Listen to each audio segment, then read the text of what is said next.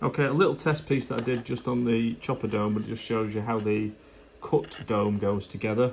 There's filament peg holes actually within the edge of the dome, because I don't want it to affect any of the electronics or not the electronics, but any of the mechanisms.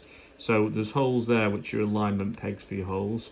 There's quite a few of them in the full piece. Obviously this is a small piece, and then the final piece is you've got this little X thing here.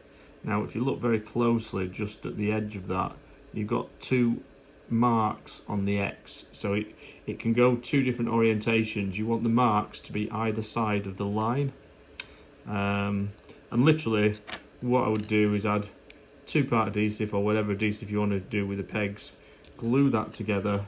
Then once you've got a nice glue seam along that edge, grab this, make sure that the two marks are either side, and that just pops into that hole and it pushes in quite tightly and it pulls the sides together. So you end up with quite a nice, neat and clean joint right the way through the actual dome, as you can see. And obviously it's on a much larger scale, but it should all be glued. If you wanted to, you could run a 3D printer pen down there to weld these seams. It's your call on how you actually do that, but that's how that works. And the top of the dome has a very similar one. It's got more of a sort of a bone shape that pulls it together, and that's it really.